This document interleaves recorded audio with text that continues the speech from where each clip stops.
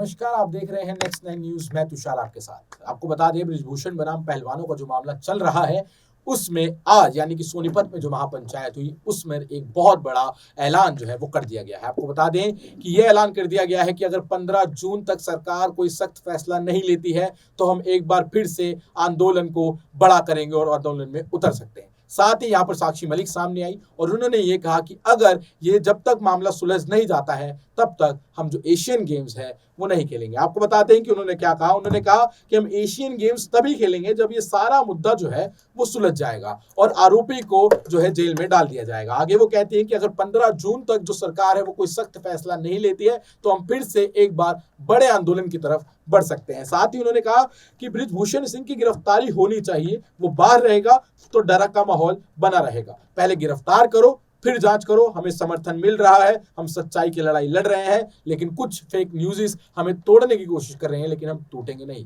आगे उन्होंने और क्या क्या कहा, चलिए आपको साक्षी मलिक की वो बाइट सुनाते हैं। 15 तारीख तक सरकार ने जो हमारे को प्रपोजल दिया उस पर कठोर से कठोर अगर कार्रवाई नहीं करती है तो सारी खाप पंचायत जितने भी संगठन हैं हमारे साथ हैं।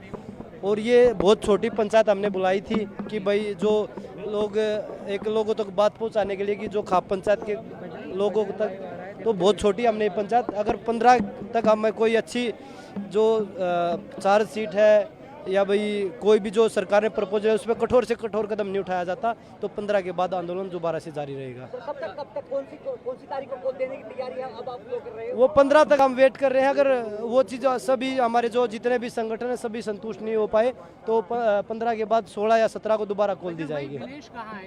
विनेश की तबीयत देखिए सभी इकट्ठे हैं, विनेश की तबीयत थोड़ी ही डाउन है इसलिए वो यहाँ पे पंचायत में नहीं आ पाई। संगीता को बुलाया था ना, संगीता फोगाट थी ना साथ वहाँ पर जो बृजभूषण के घर। देखिए वो हम किसी का भी नाम नहीं बता सकते कि भाई कौन था कौन नहीं था, लेकिन वो जो न्यूज़ द्वारा अफवाह फैलाई गई थी कि समझौते के लिए वहाँ खिलाड़ी गई है कोई भी, वो बिल्कुल भी गलत है। मैं मीडिया से हाथ जोड़ के रिक्वेस्ट करता हूँ, आप सच्चाई नहीं दिखा सकते तो आप झूठ भी मत फैलाइए।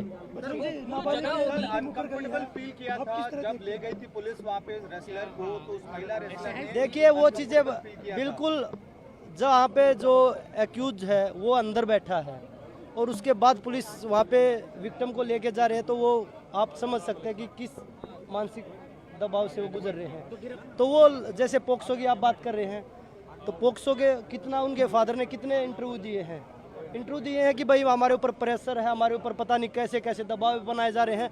तो ऐसे तो सभी लड़कियों को तोड़ लेंगे ये लोग। तो गिरफ्तारी प्राथमिकता है, बिल्कुल सबसे पहली प्राथमिकता तो वही है गिरफ्तारी, बिल्कुल। और उस पर अगर लड़कियों पे जो प्रेशर बनाया जा रहा है अगर वो बाहर घूमता रहेगा तो ऐसा ही प्रेशर बनाता रहेगा।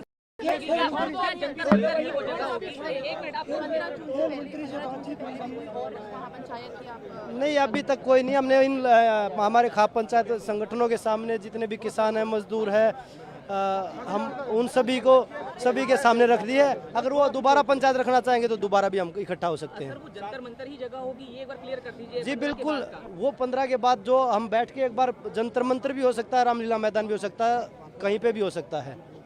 अगला बजरंग पुनिया हमारे साथ हैं।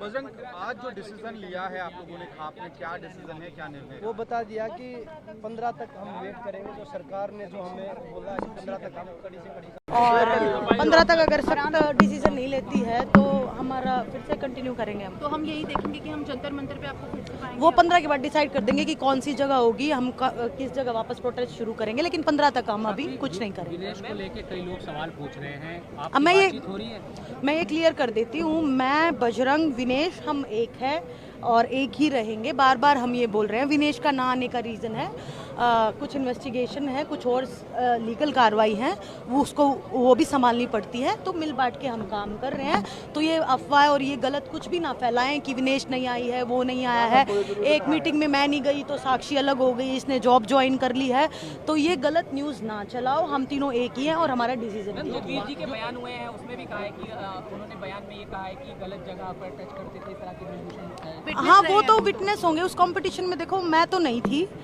लेकिन ज़रूर उन्होंने बताया होगा तो ज़रूर होगा। पर साक्षी जी एक सवाल उठ रहा है कि अभी क्यों बोले हैं जगदीश सिंह जी, जब इतने समय से आपका आंदोलन। अच्छा सुनो, मैं एक चीज़ क्लियर करना चाहती हूँ। शुरुआत दिन से हम ये बोल रहे हैं कि गिरफ्तारी होनी चाहिए, गिरफ्तारी होनी चाहिए। अगर वो बाहर रहेगा तो डर का माहौल रहेगा। पोस्को की लड़की के बयान बदल चुके हैं, पहले दिन से चिल्ला चिल्ला के बोल रहे हैं। अगर अंदर होगा, पुलिस कस्टडी में होगा, तो प्रेशर नहीं बना पाएगा किसी पे भी।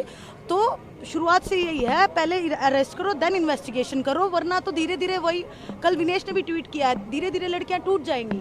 हम कब तक लड़ेंगे? कल वो उसी के घर में पहलवान को ले जाया गया और ये तस्वीरें सामने आई और खुद ब्रिजभूषण अंदर था। ये सब तो कितना गलत कर रही है दिल्ली पुलिस, आप ये देखो।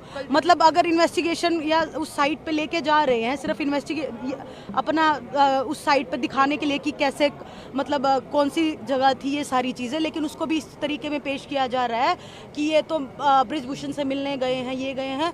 तो आप सभी मीडिया कर्मी से मेरा हाथ जोड़ के निवेदन है, ऐसी गलत न्यूज़ ना चलाइए, ना चलाइए। हमें समर्थन मिल रहा है पूरे भारत देश से, उनको गुमराह मत करो, क्योंकि हम एक सच्चाई की लड़ाई लड़ रहे हैं और हमारी बहुत हिम्मत लग रही है, बहुत मेहनत लग रही है।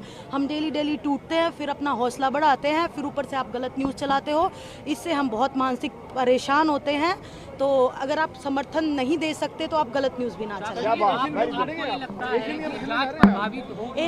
एशियन गेम्स जब खेलेंगे, जब ये सारा मुद्दा सॉल्व होगा, वरना मैंने अभी बोला है हम डेली डेली किस मानसिक उससे गुजर रहे हैं, आप लोग नहीं समझ सकते। देखा आपने किस तरह से साक्षी मलिक ने सारे सवालों के जवाब देते हुए ये साफ कर दिया कि पहलवान अभी रुके नहीं है। आपको बता दें कि पिछले कुछ समय से कयास लगाए जा रहे थे कि पहलवानों का जो अब आंदोलन है वो धीमा पड़ चुका है, वो बंद हो चुका है। आपको बता दें कि यहाँ साक्षी मलिक ने जिस तरीके से कहा, इन सभी बातों को उन्होंने झूठा ठहरा दिया है। वो बात अलग है कि जिस तरीके से सरकार के साथ जब उनकी बातचीत शुरू हुई, पहले अमित शाह जी के साथ जो बात हुई, उसके बाद खेल मंत्री अनुराग ठाकुर के साथ जो बातचीत हुई, उससे तो यही लग रहा था कि अब धीरे धीरे जो पहलवानों का जो आंदोलन है उसकी गति धीमी पड़ती जा रही है और सरकार के साथ अब बातचीत का जो एक शुरुआत है वो हो चुकी है।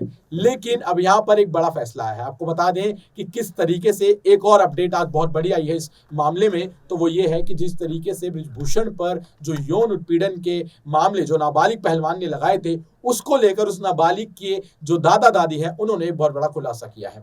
उन्होंने कहा है कि ये बच्ची नाबालिग नहीं है और ना ही इसके साथ कोई यौन उत्पीड़न हुआ है। आपको बता दें कि उनके दादा दादी का कहना है कि 2004 में ये बच्ची पैदा हुई थी और अभी इसकी उम्र 19 साल 3 से 4 महीने के आसपास है और तब इसकी उम्र थी 18 साल और तब उसके साथ कोई यौन शोषण हुआ भी नहीं था। ये तो इसके जो पिता है वो अपनी निजी खुंदक निकालने के लिए बच्चे का इस्तेमाल कर रहे हैं और जब हम उसके घर गए, जब हमें पता चला कि हमारी बेटी का पोती का इस्तेमाल किया जा रहा है और जब हम उसके घर पहुंचे तब उसके पिता ने हमें भी डरा धमका कर भगा दिया और कहा कि अगर ये आपकी पोती मेरी बात नहीं मानेगी तो मैं इसको भी काट कर फेंक दूंगा। जिससे ये साफ होता दिखाई देने लगा कहीं ना कहीं कि अब जो ब्रिजभूषण पे पोक्सो एक्ट लगा है उसके खिलाफ जिस तरीके के बयान आ रहे हैं, उसके जो राज खुलते जा रहे हैं धीरे धीरे, वो अब पोक्सो एक्ट हट सकता है और जो 10 साल की कम से कम गिरफ्तारी की जो उसमें कवायद है वो कहीं ना कहीं रोक सकते हैं और ब्रिजभूषण इस समय बच सकता है। लेकिन वहीं दूसरी तरफ हमें अब ये भी देखने को मिल रहा है कि किस तरीके से जो इंटरनेशनल रेफरी है वो सामने आई, किस तरीके से 2010 की कॉमनवेल्थ गेम्स की जो गोल्ड मेडलिस्ट है वो सामने आई और उन्होंने भी जो ब्रिजभूषण के खिलाफ आरोप लगे हैं उसकी पुष्टि की और यहां से साफ हो गया कि किस तरीके से दोनों तरफ से भी मामला जो है बहुत टक्कर का चल रहा है। आपको बता दें कि अभी जब यह मामला चल रहा था, राकेश टिकैत ने अपने कुरुक्षेत्र की महापंचायत से फैसला सुनाया था कि 9 जून तक जो है वो इसको गिरफ्तार किया जाए ब्रिजभूषण को, नहीं तो 11 जून को हम एक बार फिर से मैदान में वापस लौटेंगे। उसी को बजरंग पुनिया ने कुछ समय के लिए रोक दिया था। जब उनकी अमित शाह से मीटिंग हुई थी उन्होंने बाहर आके ये रिक्वेस्ट की थी किसानों से कि आप अभी रुक जाइए, लेकिन धीरे धीरे उसी कड़ी में फिर यह माना जाने लग गया था कि अब जो है वो पहलवानों का जो आंदोलन है वो कहीं ना कहीं धीमे पड़ गया और वो रुक सकता है। लेकिन आज जिस तरीके का फैसला लिया गया है ये अपने आप में एक बहुत बड़ी, मैं कहूँगा एक बहुत बड़ा कदम है, क्योंकि जिस तरीके की लोगों के अंदर शंका बैठती जा रही थी कि अब क्या होगा अब क्या होगा, उसमें बजरंग पुनिया और साक्षी मलिक ने सामने आके साफ कर दिया। आपको साथ ही बता दें विनेश फोगाट को लेकर भी बहुत से सवाल उठ रहे थे कि वो मीटिंग्स में शामिल क्यों नहीं हो रही है, आज भी वो महापंचायत में जो है वो क्यों नहीं आई, कल भी उनको ब्रिजभूषण के घर क्यों लेके जाया गया, उसको लेकर भी साक्षी मलिक ने सारे जो सवाल हैं वो साफ कर दिए। अब आगे की क्या राह होती है, पहलवान आगे की क्या राह लेते हैं, आगे 15 जून के बाद क्या एक बड़ा फैसला आता है, क्योंकि यहाँ पर बजरंग पुनिया ने जैसे कि साफ कहा है कि अगर 15 जून तक फैसला नहीं लिया गया तो 16 से 17 जून तक जो बाकी के पहलवान हैं वो मेरे कॉल का इंतजार करें और तब हम एक बड़ा निर्णय लेंगे। तो क्या बड़ा निर्णय लिया जाएगा, क्या होगा 15 जून के बाद, इस पे पूरे देश भर की जो निगाहें हैं वो टिकी हुई हैं और हमारी भी टिकी हुई है। और आप कहीं मत जाइए, देखते रहिए नेक्स्ट 9 न्यूज़, क्योंकि हम आपके लिए पल पल की खबर लाते रहेंगे। धन्यवाद।